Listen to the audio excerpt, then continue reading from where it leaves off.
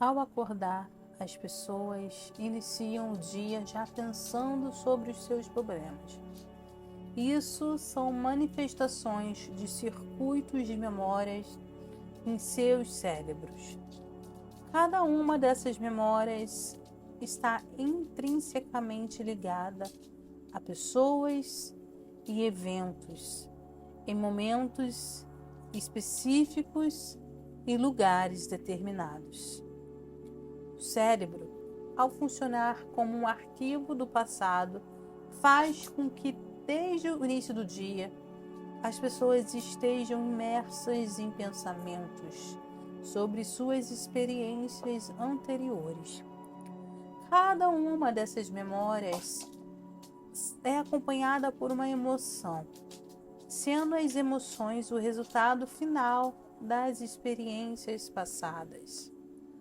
Consequentemente, ao revisitar as memórias de seus problemas, as pessoas subitamente experimentam sentimentos de infelicidade, tristeza e dor. A forma como pensam e sentem molda o seu estado de ser. Assim, ao iniciar o dia, seu estado de ser já está ancorado no passado. O que isso implica? O passado familiar se torna um futuro previsível, como se já fosse determinado. Se a crença é o que os pensamentos estão intrinsecamente ligados ao destino, e não há uma capacidade de pensar além do estado emocional atual, as sensações tornam-se um meio de pensamento, mantendo a mente presa ao passado. As pessoas então recorrem aos seus dispositivos celulares, observam eventos, leem mensagens de texto, verificam e-mails, exploram o Facebook, tiram fotos dos seus pés para compartilhar no Facebook, não? Respondem mensagens, atualizam o Instagram, leem notícias e assim sentem-se verdadeiramente conectadas ao que é conhecido na vida. Em seguida, seguem uma série de comportamentos rotineiros, despedem-se do mesmo modo, frequentam o banheiro, preparam uma xícara de café, interagem com as mesmas pessoas, acionam os mesmos botões emocionais, transformando este ciclo em uma rotina que se assemelha a um programa. Dessa maneira, inadvertidamente, elas sacrificam sua liberdade em prol de um programa estabelecido, sem que haja uma mão inocente forçando tal situação. Quando chega o momento de mudar, a repetição desse ciclo se transforma em um programa subconsciente. A maioria das pessoas, ao longo de aproximadamente 35 anos, interioriza um conjunto de comportamentos, reações emocionais, hábitos inconscientes, atitudes e percepções que funcionam como um programa de computador, ocupando cerca de 95% de sua existência. Assim, mesmo que 5% da mente consciente manifeste o desejo de ser saudável, feliz e livre, o corpo continua a seguir um programa diferente. Como então realizar essas mudanças? É necessário transcender a mente analítica, pois é ela que separa a mente consciente do subconsciente. A meditação torna-se uma ferramenta valiosa, pois através da prática as pessoas podem aprender a reconfigurar seus padrões cerebrais, acelerando-os. Ao fazer isso de maneira adequada, elas adentram o sistema operacional, onde podem efetuar mudanças significativas. Em vez de esperar por crises, traumas, doenças ou diagnósticos, Muitas pessoas optam por aguardar perdas para iniciar esse processo de transformação. Infelizmente, uma tragédia muitas vezes é necessária para provocar uma mudança de mentalidade. Contudo, a mensagem que quero transmitir é a esperança de que podemos aprender a mudar, tanto em estados de dor e sofrimento, quanto em estados de alegria e inspiração. Atualmente é encorajador observar que as pessoas estão despertando para essa possibilidade. A grande maioria passa cerca de 70% de sua vida imersa em situações de sobrevivência e estresse, antecipando o pior com base em experiências passadas. Escolhem o pior cenário possível, alimentando emocionalmente o medo e condicionando seus corpos a um estado constante de apreensão.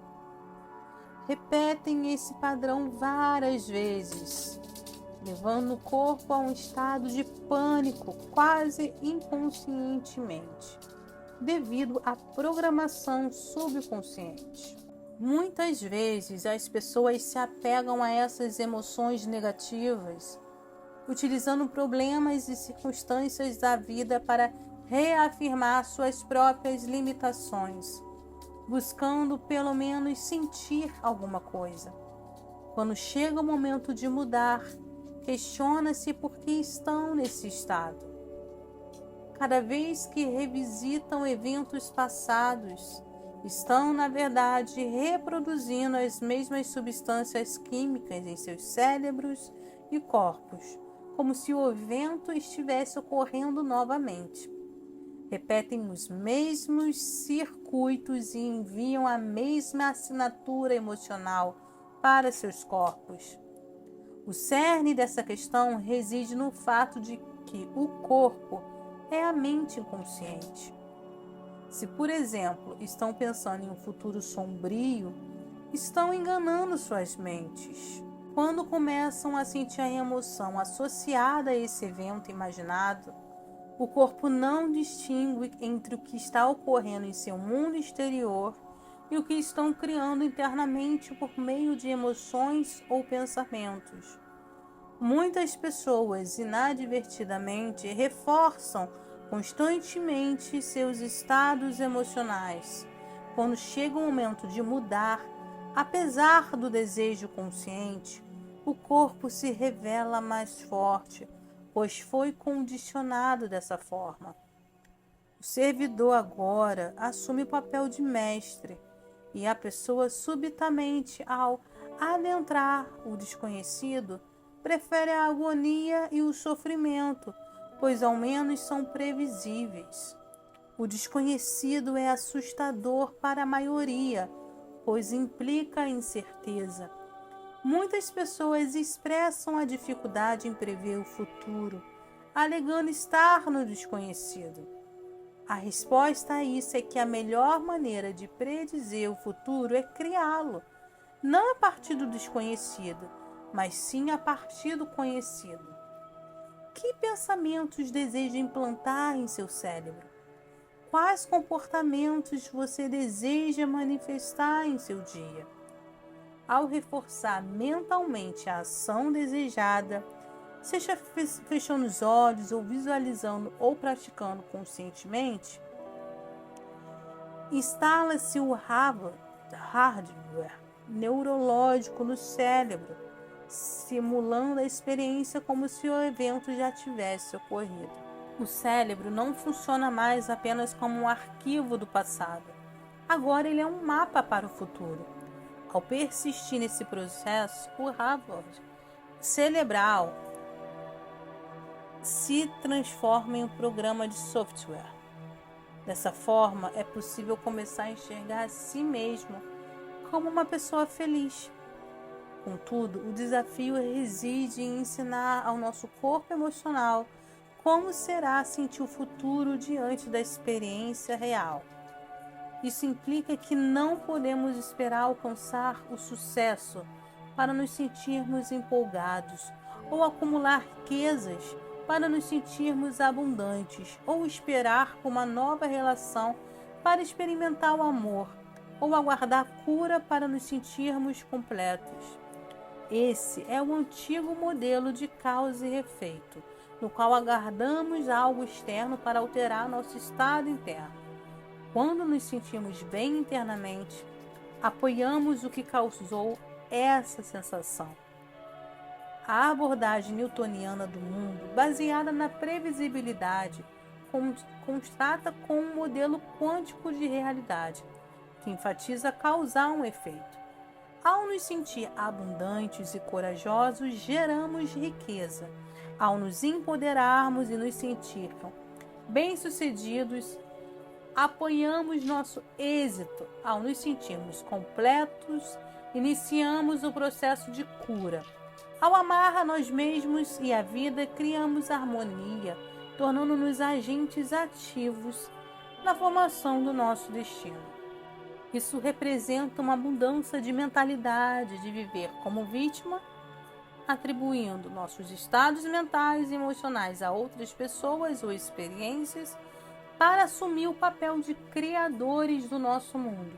Ao reconhecer que nossos pensamentos e sentimentos influenciam o resultado da nossa vida, abrimos portas para uma realidade diferente. Uma das grandes realizações é compreender que ter um pensamento não significa automaticamente que o pensamento é verdadeiro. Se passamos a maior parte do dia repetindo pensamentos semelhantes e acreditamos que esses pensamentos determinam nosso destino, pouco mudará, pois o mesmo pensamento leva à mesma escolha. A mesma escolha gera o mesmo comportamento. O mesmo comportamento resulta na mesma experiência. E a mesma experiência produz a mesma emoção. Conscientizar-se desse processo, praticando a metacognição, torna-se essencial. Quanto mais conscientes somos de nossos estados mentais e emocionais, menos provável é que fiquemos inconscientes durante o dia. A meditação, entendida como se tornar familiar consigo mesmo, é uma ferramenta vital.